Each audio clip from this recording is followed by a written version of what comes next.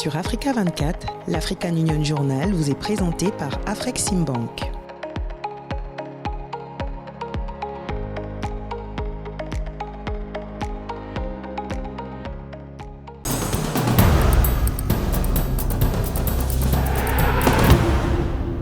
Bienvenue dans cette nouvelle édition de l'African Union Journal.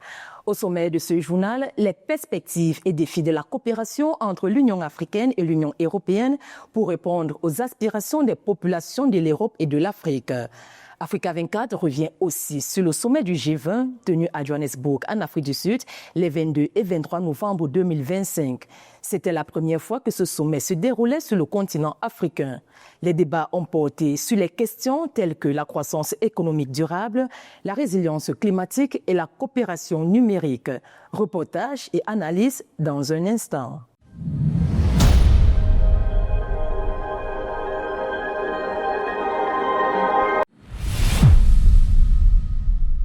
Nous vous l'annonçons en titre. Les dirigeants de l'Union africaine et de l'Union européenne ont conclu le sommet à Luanda en Angola le 26 novembre 2025, réaffirmant leur volonté de transcender le cadre traditionnel de leur coopération pour bâtir un partenariat équilibré et porteur d'opportunités mutuelles. Au cœur des discussions, l'urgence de réformer les structures mondiales pour restaurer un multilatéralisme juste et équitable a dominé les échanges. Les deux blocs qui représentent ensemble 40% des États membres de l'ONU ont appelé à une action concrète pour garantir une voix plus forte et une participation plus juste de l'Afrique sur la scène internationale. Cheikh Oumar Kamara.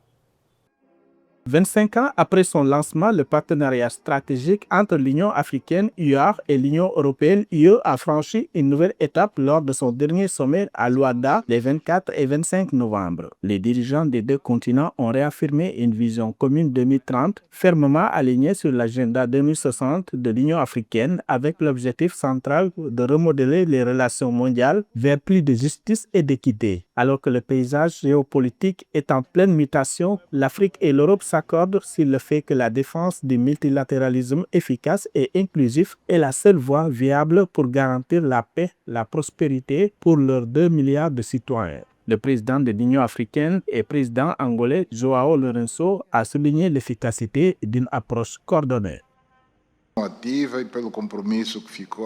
Nous avons convenu que la défense du multilatéralisme efficace continue d'être notre meilleur espoir de construire un monde plus juste, plus équilibré, paisible et prospère.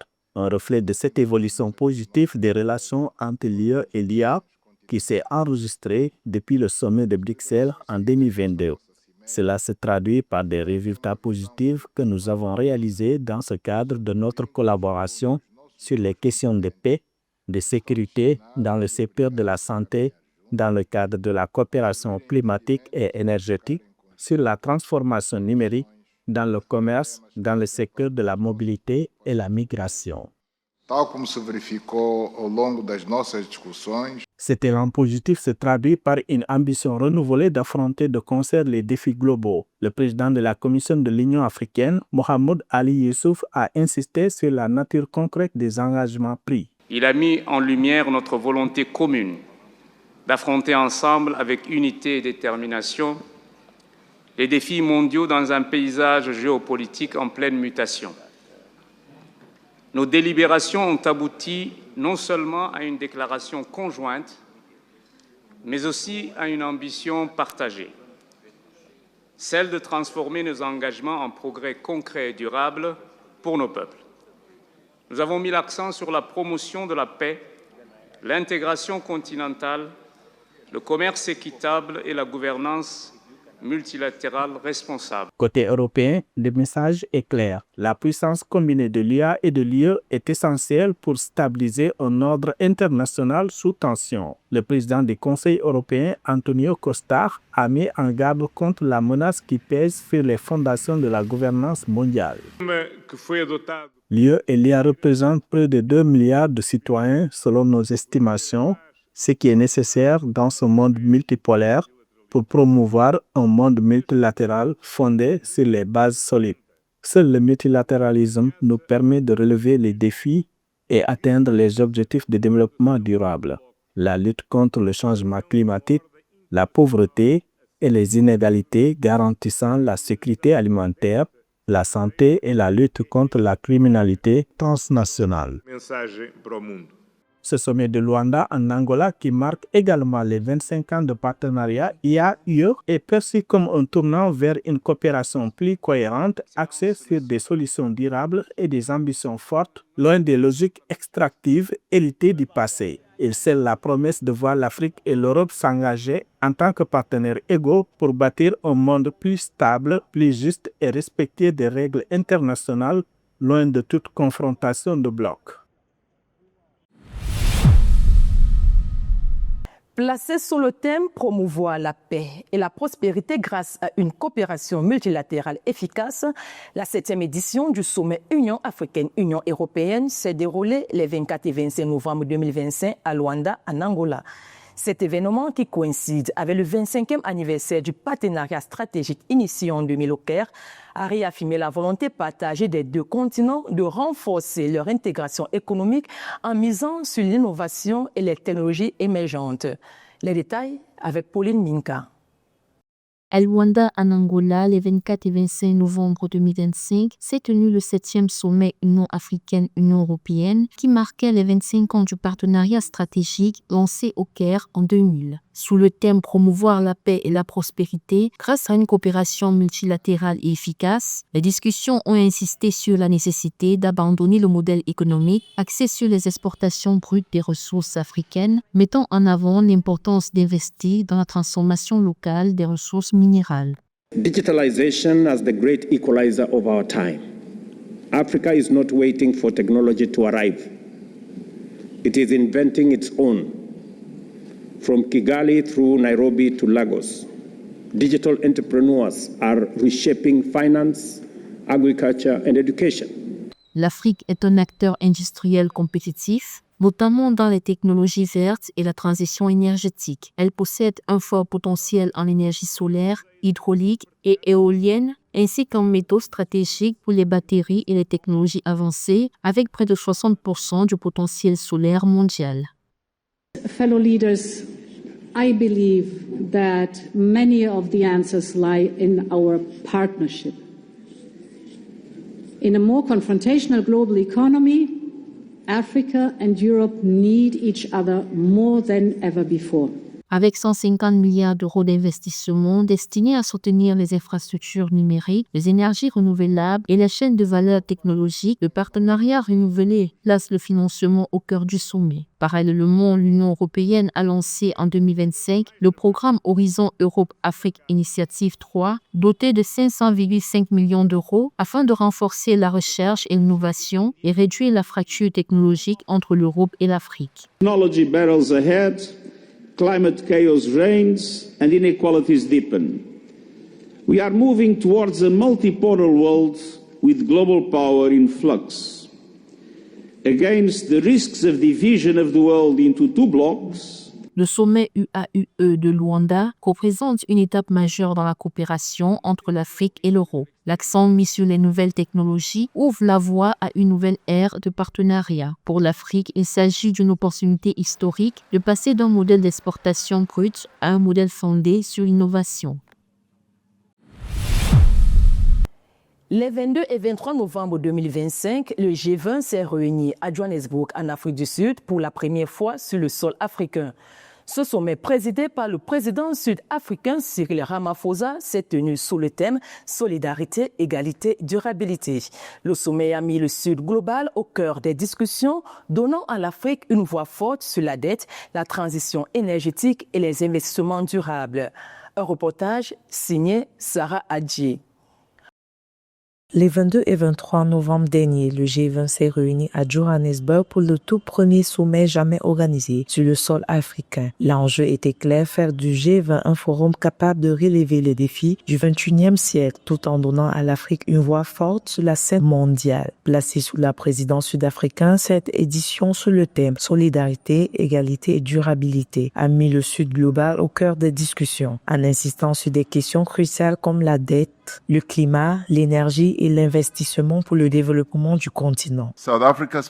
La présidence sud-africaine marque comme nous l'avons dit la première fois, que le G20 est accueilli et organisé sur le sol africain. Nous en sommes véritablement honorés et touchés, non seulement en tant que Sud-Africains, mais aussi en tant qu'Africains dans l'ensemble.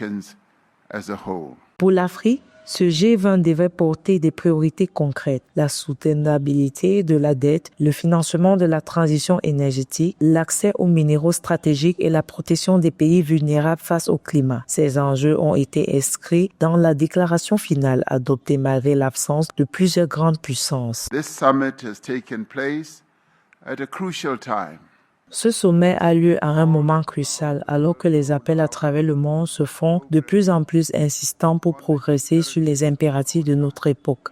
Mettre fin à la pauvreté sous toutes ses formes et dans toutes ses conséquences, réduire les inégalités à l'intérieur des pays comme entre eux et prendre des mesures urgentes pour lutter contre le changement climatique. L'Afrique du Sud, hôte du sommet, plaide pour une réforme des institutions mondiales et une meilleure intégration des économies africaines, tout en mettant en avant les priorités du continent, financement durable, transition énergétique et protection des pays vulnérables. Ensemble, nous devons créer un cercle vertueux de réduction de la dette, d'augmentation de l'investissement public et de croissance économique plus rapide et inclusive. Le sommet s'est achevé sur des engagements majeurs pour le Sud global, un cadre renforcé de traitement de la dette pour les pays vulnérables, un fonds commun pour la transition énergétique, un accord sur l'accès équitable aux minéraux stratégiques et un mécanisme de financement d'urgence pour des États fragiles face au climat. Rina Kouassi revient sur l'actualité en bref de cette édition avec l'adoption du plan régional pour l'économie bleue en Afrique de l'Est, l'évaluation des progrès du plan stratégie régional du développement 2020-2030 au Botswana et le Bénin et le Nigeria qui s'accordent sur des mesures immédiates pour améliorer les opérations du poste commun. La communauté d'Afrique de l'Est a finalisé avec le soutien de la CEA une stratégie régionale pour l'économie bleue couvrant 2025-2034. Le cadre vise à valoriser durablement les ressources aquatiques afin de stimuler la croissance, créer des emplois et renforcer la sécurité alimentaire. Il met l'accent sur la résilience climatique en protégeant des écosystèmes essentiels comme les mangroves et les récifs coralliens. En attente d'approbation par le Conseil des ministres, la stratégie doit harmoniser les politiques des membres. Elle a été présentée en marge de la COP30 lors d'un événement consacré à l'action climatique. La communauté de développement de l'Afrique australe, SADC, a réuni ses hauts fonctionnaires à Gaborone le 20 et le 21 novembre 2025 pour exprimer les initiatives liées au plan stratégique régional de développement 2020-2030. Soutenue par l'Allemagne via la GIZ, la rencontre visait à affiner les propositions avant leur soumission au Conseil de la SADC en mars 2026.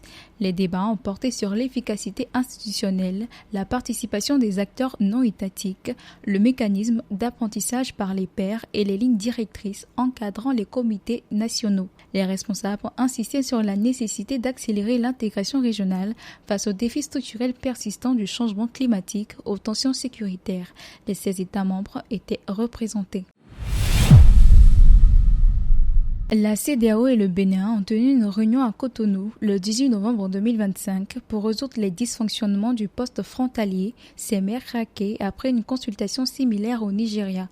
Les deux pays se sont engagés à financer en urgence la réparation des équipements et à créer un secrétariat technique pour renforcer la gestion conjointe. La CEDEAO mobilisera également des partenaires pour remplacer les matériels lourds défectueux et définir un mécanisme de financement durable. Ces mesures vise à améliorer la fluidité du corridor Abidjan-Lagos, essentiel au commerce régional. Le Gabon a accueilli le 23 novembre 2025 la visite d'État du président français Emmanuel Macron auprès du chef de l'État gabonais Brice Clotaire Oligui Nguema. La rencontre marque une étape déterminante dans la redéfinition des relations entre Libreville et Paris. L'objectif affiché est d'instaurer une coopération équilibrée, respectueuse, débarrassée des logiques héritées de la Franc-Afrique et recentrée sur les intérêts stratégiques des deux nations. Un compte rendu de Philomène Tine. Les relations entre le Gabon et la France entrent dans une nouvelle phase. Les deux pays souhaitent intensifier leur dialogue politique direct en se basant sur le principe d'égalité souveraine. L'objectif est d'établir une coopération plus équilibrée et respectueuse en rupture avec l'héritage de la France-Afrique pour se concentrer sur leurs intérêts stratégiques mutuels. Cette ambition s'est concrétisée par la visite d'État du président français Emmanuel Macron à Libreville le 23 novembre 2025 auprès du chef de l'État gabonais Brice Clotaire Oligui Nguema. Votre présence témoigne de notre volonté commune de prendre un nouveau départ, de bâtir une coopération fondée sur la confiance, le dialogue et l'égalité dans une perspective gagnante. Dans la continuité de la visite du président Oligui Nguema à Paris en mai 2025, cette entrevue réaffirme la volonté de refonder le dialogue politique autour de la souveraineté et d'une coopération modernisée. Elle couvre les hydrocarbures, le manganèse et les infrastructures visant à attirer des investissements, moderniser les transports et stimuler la croissance nationale. Je soutiens totalement ce que le président de la République vient de dire, c'est-à-dire que l'Afrique ne peut plus être un continent de simple extraction des ressources. On doit réussir à construire des nouveaux modèles, mais ce qui suppose des investissements énergétiques, des transformations de pratiques, mais où on valorise, où on transforme ces ressources de manière accrue. Et donc nous accompagnons ce partenariat gagnant-gagnant, respectueux des intérêts de chacun. Par ailleurs, l'accent est mis sur la préservation des forêts gabonaises qui couvrent plus de 80% du pays. Au-delà de l'enjeu environnemental, leur protection représente un défi sécuritaire, notamment pour la surveillance des frontières. Une coopération renforcée est ainsi envisagée avec la création d'une force conjointe entre l'armée gabonaise et les forces françaises afin de sécuriser les zones frontalières, lutter contre les trafics et contribuer à la stabilité régionale.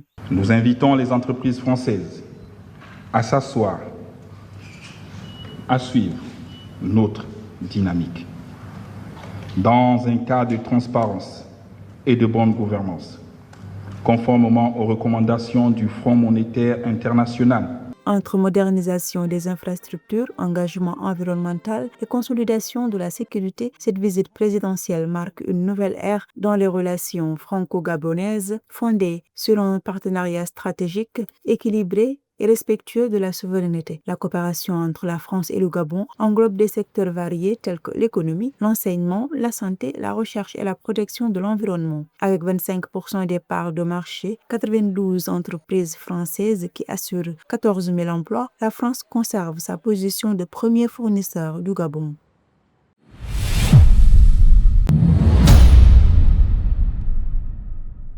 Nairobi, capitale du Kenya, accueille du 27 au 29 janvier 2026 la deuxième édition du sommet d'Afrique de l'Est sur la sécurité sanitaire mondiale. L'événement se tiendra sous le thème « Catalyser la collaboration et la production locale de produits de santé pour la sécurité sanitaire souveraine de l'Afrique ». Environ 1500 participants sont attendus à ce sommet pour aborder les principaux défis et opportunités qui façonnent le paysage de la sécurité sanitaire en Afrique de l'Est. L'événement est organisé en partenariat avec le ministère de la Santé du Kenya et des organisations sanitaires africaines à l'instar du Centre régional de coordination pour l'Afrique de l'Est du CDC Afrique, institution de l'Union africaine.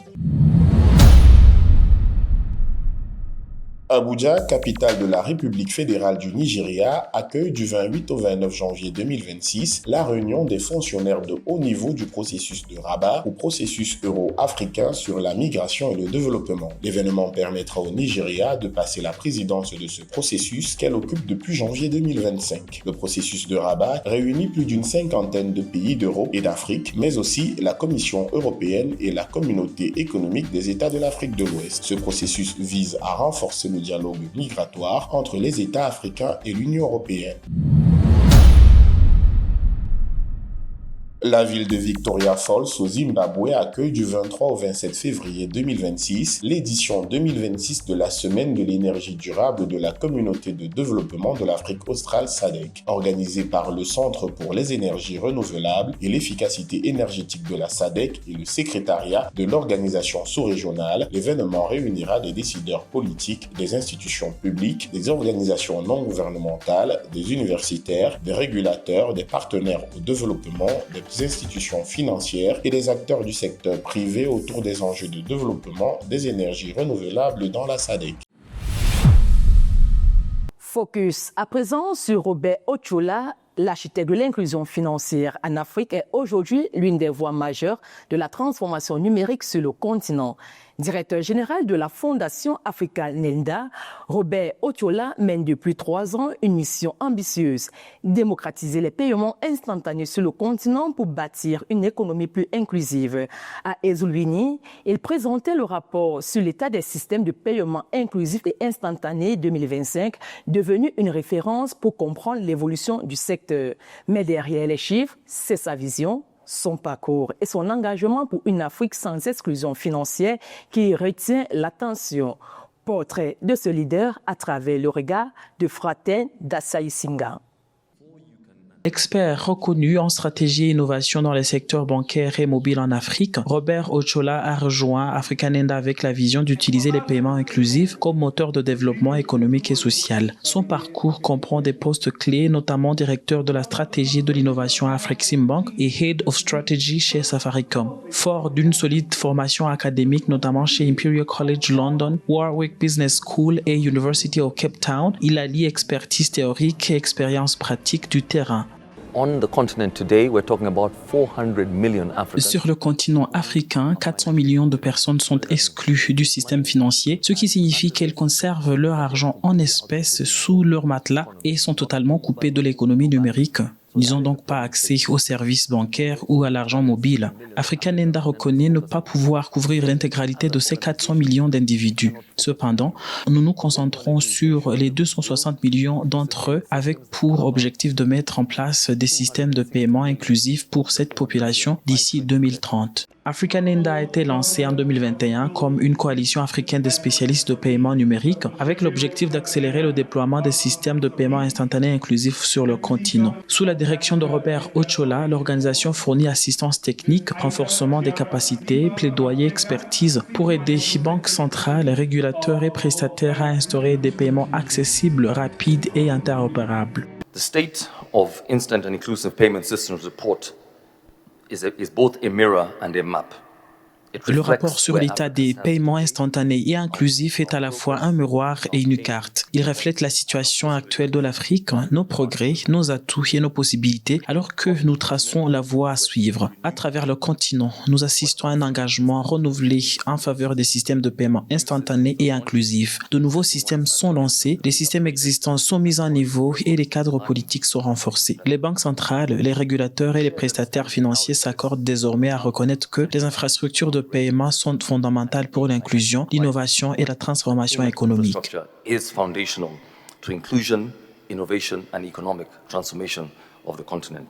Depuis son lancement, Africa Nenda collabore avec gouvernements et institutions régionales pour lever les obstacles liés à l'infrastructure et à la gouvernance des paiements. Plusieurs pays, dont le Rwanda, ont modernisé leur système grâce à son expertise, facilitant l'accès aux services financiers pour les populations vulnérables. Les transferts deviennent plus rapides, moins coûteux et plus sûrs, améliorant concrètement le quotidien de millions d'Africains. Et ces développements créent des conditions nécessaires et suffisantes pour que les particuliers, les commerçants et les institutions puissent effectuer des transactions plus facilement, plus fréquemment et à moindre coût. Ils ne représentent pas seulement une transformation numérique, mais une révolution silencieuse dans la participation économique où chaque Africain peut s'engager dans l'économie avec dignité, sécurité et rapidité. L'objectif d'Africa Nenda sous la direction de Robert Ochola est de contribuer à ce que chaque Africain, y compris les populations rurales et vulnérables, ait accès à des paiements numériques instantanés, sûrs et abordables. Pour Robert Ochola, l'inclusion financière est un levier de développement économique, d'autonomisation et de réduction des inégalités, un projet de société plus qu'un simple projet technologique.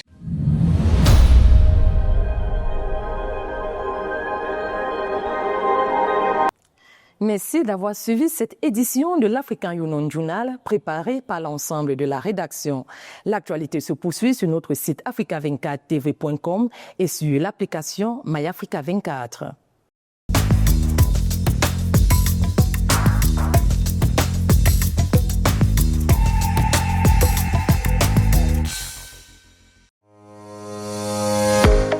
Sur Africa 24, l'African Union Journal vous est présenté par Afreximbank.